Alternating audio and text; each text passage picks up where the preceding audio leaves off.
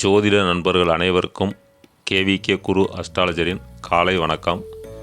குரோதி வருடம் தை மாத ராசி பலன் மேசம் முதல் மீனம் வரை அனைத்து ராசிகளுக்கும் ஒவ்வொரு ராசியும் தனித்தனியாக வீடியோ பதிவு பண்ணி போட்டிருக்கேன்.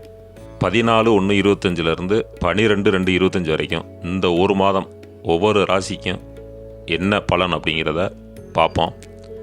அதுக்கு முன்னாடி ஒவ்வொரு மாதமும் சில கிரகங்கள் இடப்பெயர்ச்சி ஆகும். அப்படி பார்க்கும்போது இந்த மாதம் செவ்வாய், சுக்கிரன், புதன், குரு வக்ர நிவர்த்தி ஆகிறார். குரு வக்ர நிவர்த்தி ஆகிறாரு. இப்படி ஒரு அமைப்பில் இந்த தை மாதம் பிறந்திருக்கு. இப்போ செவ்வாய் அப்படின்னு எடுத்துக்கிட்டோம்னா 14/1/25 20/1/25 வரைக்கும் கடகத்தில் வக்ரமாக இருக்கார். அதுக்கப்புறம் மிதுனத்தில் பயிற்சி ஆகிறார். இந்த மாதமே மிதுனத்துலேயும் பயிற்சி ஆகிறாரு. அப்போவும் செவ்வாய் வக்ரமாக தான் இருக்கார். சுக்கிரன் அப்படின்னு எடுத்துட்டோம்னா 14/1/25 27/1/25 வரைக்கும் கும்பத்தில் இருக்கார். அதுக்கு பிறகு பார்த்திங்கன்னா மீனத்தில் பயிற்சி ஆகிறார். புதன் 14/1/25 24/1/25 வரைக்கும் தனுசில் இருக்கார். அதுக்கு பிறகு மகரத்தில் பயிற்சி ஆகிறார். குரு 14/1/25 3/2/25 வரைக்கும் ரிஷபத்தில் இருக்கார், வக்ரமாக இருக்கார். அதுக்கப்புறம் 4/2/25 ரிஷபத்தில் வக்ர நிவர்த்தி ஆகிறார். இந்த மாதிரி ஒவ்வொரு மாதமும் சில கிரகங்கள் பயிற்சி ஆகும். அப்படி ஆகும்போது ஒவ்வொரு ராசிக்கு உண்டான பலன் மாறும். போன மாதம் எனக்கு தொழிலில் நல்ல லாபம் இருந்துச்சு. இந்த மாதம் எனக்கு தொழிலில் லாபம் இல்லை, ஆனால் நஷ்டம் இல்லை, ஓரளவுக்கு சுமாராக போய்கிட்டு இருக்கு. அப்படிங்கிறது அவங்க ராசிக்கு தகுந்த மாதிரி பிறக்கும்போது எழுதப்பட்ட ராசி பலன் என்னவோ ஜாதகம் பிறப்பு ஜாதகப்படி கொஞ்சம் மாறுதல் இருக்கும்.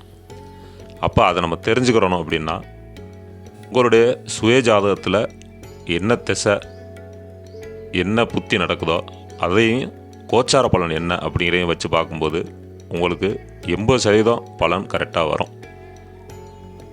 அப்படி பார்க்கும்போது இந்த மாதம் 4 கிரகங்கள் இடம் பயிற்சி ஆகுது. இது எந்தெந்த ராசிக்கு என்னென்ன மாதிரியான பலனை கொடுக்க போகுது அப்படிங்கிறத பார்ப்போம். இதில் நீங்கள் என்ன தொழில் பண்ணாலும் அதில் லாபமா இல்லை நஷ்டமா, அந்த மாதம் இல்லை ஓரளவுக்கு சுமாராக போகுமா, அந்த மாதிரியான விஷயங்கள். திருமணம் ஆகலை, எனக்கு வயதாயிருச்சு, வயது போயிட்டே இருக்குது, திருமணம் ஆகலை, திருமணம் நடக்கிறதுக்கு வாய்ப்பு இருக்கா அப்படிங்கிற மாதிரியான விஷயங்கள். குழந்தை இல்லை, அது குழந்தை பிறக்கிறதுக்கான வாய்ப்பு இந்த கோச்சார பலன்படி என்னுடைய சுயஜாதமும் செட் ஆகி அதுக்கான பலன் கிடைக்குமா அப்படிங்கிறதுக்கான பலன். புதுசாக தொழில் தொடங்கலாமா அப்படிங்கிறதுக்கான பலன். இப்படி உங்களுக்கு தேவையான அனைத்து பலன்களும் ஒவ்வொரு ராசிக்கும் தனித்தனியாக நான் வீடியோ பதிவு பண்ணியிருக்கேன். இந்த 2025 வருஷம் 3 கிரகங்கள் பயிற்சி ஆகுது. அதாவது ராகு, கேது, சனி பயிற்சி, அதுக்கப்புறம் குரு பயிற்சி. இதுக்கும் இந்த பயிற்சிக்கும் தனியாக நான் வீடியோ பதிவு பண்ண போகிறேன், சரி பண்ணிக்கிட்டு இருக்கேன். அதை நான் கூடிய விரைவில் வீடியோ பதிவு பண்ணி போட்டுருவேன். இப்போ இந்த பலனை நீங்கள் தை மாத பலன் அப்படிங்கிறது இந்த மாதத்துக்கு மட்டுமே உண்டான பலன் தான். அது அடுத்த மாதம் கிரகங்கள் கொஞ்சம் மாறும்போது அதுக்குண்டான பலன் வேறு மாதிரி வரும். அதனால் வீடியோ முழுமையாக கேளுங்க. உங்களுக்கு உண்டான பலன், அதுக்குண்டான எளிமையான பரிகாரம், உங்களுடைய ராசிக்கு தகுந்த இப்போ என்ன சூழ்நிலை நடந்துக்கிட்டு இருக்குது அப்படிங்கிறது கோச்சார பலனாக சொல்ல போகிறேன். அதுக்கு எளிமையான பரிகாரம் என்ன அப்படிங்கிறதும், நீங்கள் கோயிலுக்கு போகிற மாதிரியான பரிகாரங்கள் இருக்கும்.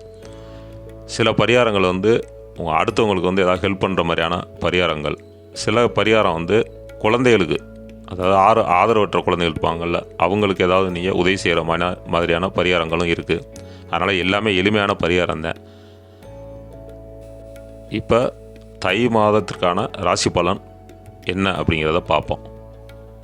சுக்கிர பகவானின் ஆதிக்கத்திலும் சித்திரை, சுவாதி, விசாகம் நட்சத்திரத்தையும் உடைய துலாம் ராசி நண்பர்களே, உங்களுக்கான தை மாத ராசி பலன் என்ன அப்படிங்கிறத பார்ப்போம். உங்களுடைய ராசி அதிபதி சுக்கிரன் 14/1/25 27/1/25 வரைக்கும் கும்பத்தில் இருக்கார். அப்போ நீங்கள் என்ன தொழில் செஞ்சாலும் அது நல்ல லாபம் கொடுக்கக்கூடிய அமைப்பில் இருக்குது.